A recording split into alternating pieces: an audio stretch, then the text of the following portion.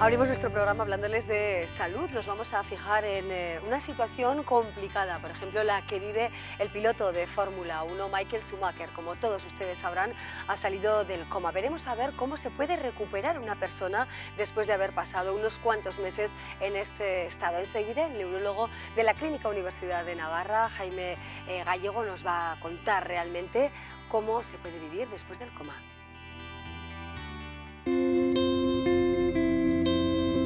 No es lo mismo ver que observar.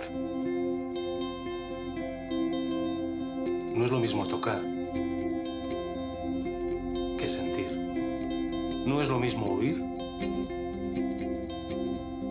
que entender. Centro Navarro de la Audición. Todo un mundo para escuchar.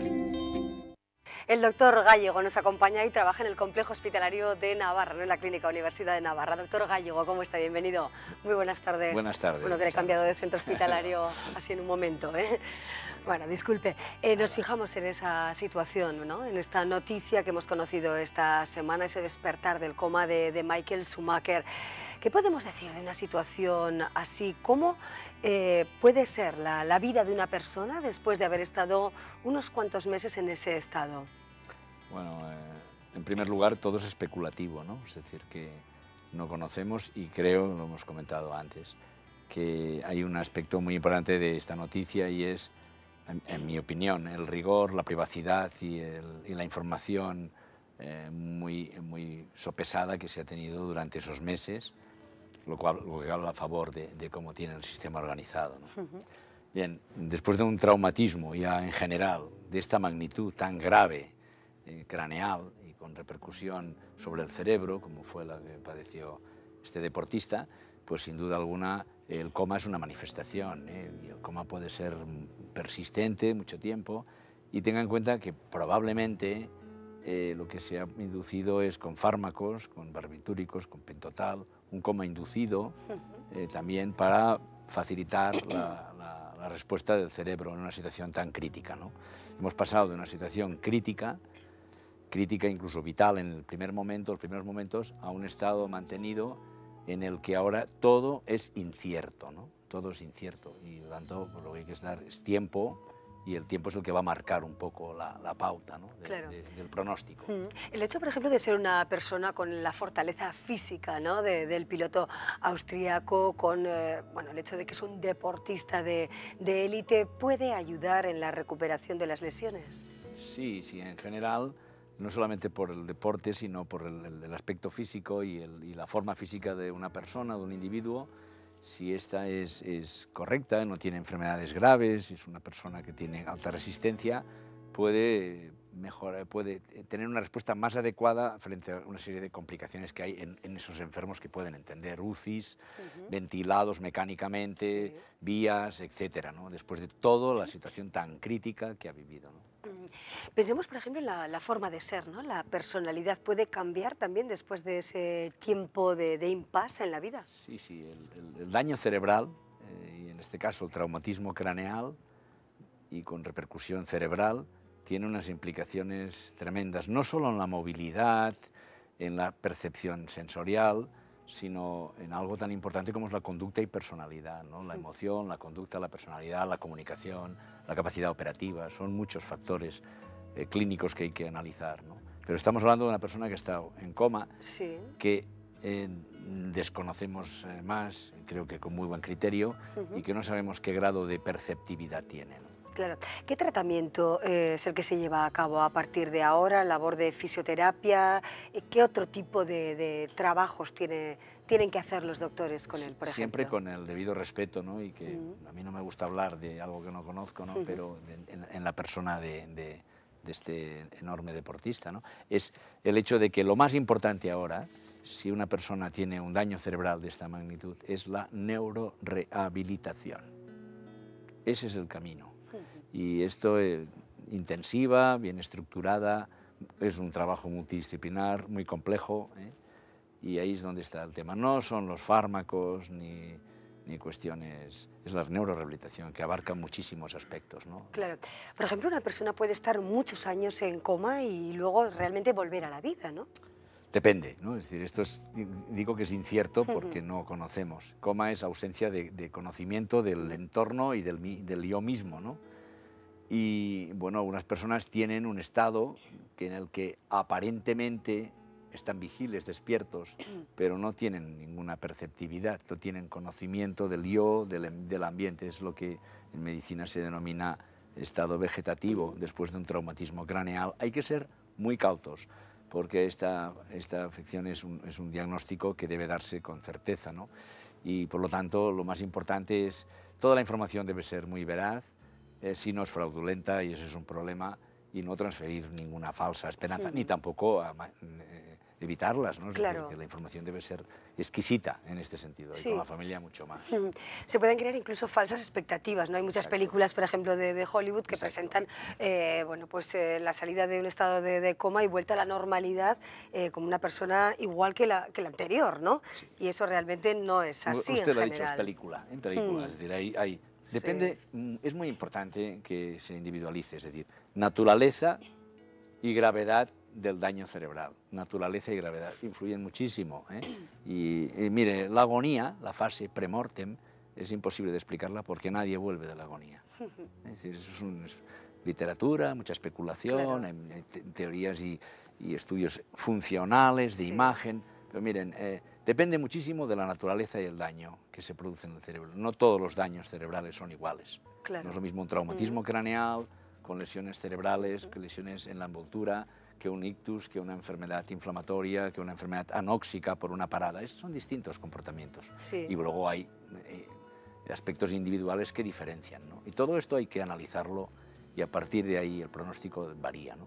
Muchos enfermos hay recuperaciones espectaculares, cierto, ¿eh? Pero bueno, estamos hablando de algo que es totalmente incierto, ¿no?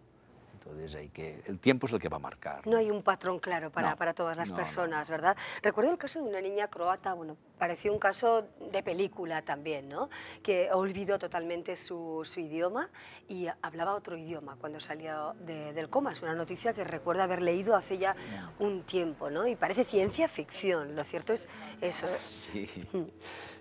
Yo no lo conozco, ¿no? Pero sí que es cierto que después de situaciones de coma prolongados, existen algunos pacientes, y se ha visto, que desde luego desarrollan cambios de personalidad, de conducta, gente, lo han visto en el cine, en películas, bastante bien orientadas, ¿no?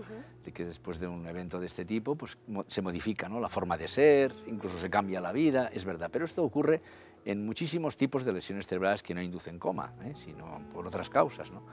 De aquí a decir yo que no tengo ninguna formación en lingüística en una determinada lengua pueda permitir, en fin, permita que dude, pero es algo que yo debería evaluar de forma individualizada para tener un juicio, ¿no? No lo sé, no lo puedo. Los casos más graves que ha conocido, que a lo largo de la historia, bueno, han podido o bien pasar por su consulta, doctor, o bien conocer a través, por ejemplo, de los medios de comunicación o de otros profesionales con los que ha podido tener contacto, ¿cuáles podrían ser, no? Esos casos que realmente, bueno, pues son sorprendentes. Los hay. Los hay en todos los aspectos, ¿no? Yo soy un neurólogo clínico que trabaja siempre en un hospital, en un medio hospitalario, al lado de neurocirugía, UCIs, etcétera, y desde luego tenemos experiencias muy diversas. En cualquier terreno, ¿no? En el terreno de las enfermedades, en el campo de las enfermedades de traumatismos cráneoencefálicos, en el terreno de la enfermedad vascular cerebral o ictus, en el terreno de procesos anóxicos, que el más característico, el que más conocen ustedes, es la parada cardíaca, sobre todo extrahospitalaria, ¿no? Y que no sabes el tiempo que ha permanecido, etcétera, pues hay evoluciones muy diferentes. Sí que hay unos patrones que pueden marcar un poco la supervivencia y la calidad de la misma, pero es el tiempo el que va a denotar. Primero hay un periodo que es el periodo crítico, es decir, hay una mortalidad muy alta, va a superar esta fase, y luego viene el periodo de secuelas, que las va a tener seguro una persona en una situación de gravedad tan imponente, ¿no? Sino, además, qué tipo de secuelas, cómo va a repercutir en su vida diaria, va a ser capaz de tener movilidad normal, etcétera, etcétera. Claro, los familiares también son muy importantes en este caso, prácticamente se convierten en terapeutas, en acompañantes, ¿no? Para la recuperación de esa persona. Es crucial el entorno también. Sí, bueno, en un enfermo, la familia es importante para todo, pero en un entorno de esta naturaleza en la fase del día a día del periodo de rehabilitación, de neurorehabilitación, que es muy importante que eso se tenga en cuenta porque es una rehabilitación muy específica, compleja y específica, es importantísimo. De manera que en muchos procesos el no tener soporte familiar conlleva un mal pronóstico de recuperación. Recuerdo otros casos de deportistas muy cercanos aquí, por ejemplo, ¿no? Un piloto también de aquí, de Irurzun, Alex Marillenarena, al que se le indujo un coma. Realmente inducir el coma para salvar una vida. Claro. Bueno, es decir, en determinadas situaciones críticas, el cerebro, en una situación de un daño brutal, un traumatismo, en el cerebro es muy particular, está en un órgano cerrado, en una cavidad craneal que es ósea. El cerebro tiene un fenómeno mecánico y físico de aceleración y deaceleración, es lo característico, y se produce un daño brutal que a veces es solamente visible microscópicamente. El primer escáner puede ser normal y luego aparece un edema cerebral impresionante que puede matar por hipertensión. Por eso controlan la presión intracraneal los intensivistas. Y ahí es muy importante el factor, en este tipo de lesiones traumáticas, la inducción de un coma por fármacos reduce la necesidad metabólica del cerebro, no sé si me explico, reduce las necesidades de aporte de flujo, oxígeno, glucosa, etcétera, y por lo tanto queda un poco en letargo, ¿no? Y eso facilita que ese fenómeno que se produce muy complejo, de inflamación, edema, que puede llegar a ser mortal, ¿sí?, se minimice o se reduzca y por lo tanto el pronóstico vital mejore. Y de esta manera, pasado este periodo que es crítico, la reducción del edema facilita que puedas inducir ya la situación de vigilia retirando el fármaco. Este es uno de los mecanismos. Habrán oído hablar de la hipotermia, de inducir bajas temperaturas por debajo de 34 grados, precisamente por un mecanismo muy parecido, ¿no? Esto en determinados procesos se hace, ¿no? Y lo que haces es evitar ese fenómeno que hay después del traumatismo, en este caso, de inflamación, edema, unos fenómenos bioquímicos muy complejos que si no se paran, esa cascada es cada vez mayor y acaba creando una presión de tal magnitud en el cerebro que es incompatible con la vida, el enfermo fallece. Muy interesante, ¿no? Sin duda, las distintas opciones ante una situación crítica como esta, partiendo del caso de Michael Schumacher, de ahí bueno, pues hemos llevado la conversación también a otros posibles casos, ¿no? Un funcionamiento del cuerpo y del cerebro en una situación tan difícil. Doctor Gallego, muchísimas gracias por acompañarnos.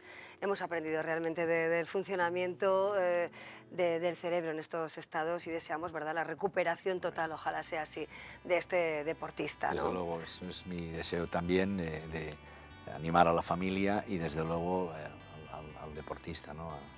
Como a todos los pacientes que están en situaciones de Así este es. tipo. Jaime Gallego, gracias y muy buenas tardes. Muchas gracias. Gracias. Abrimos así hoy nuestro programa con este tema de salud, hacemos una pausa y seguimos.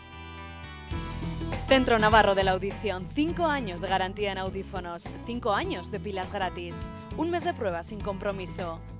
Nos importa su salud auditiva.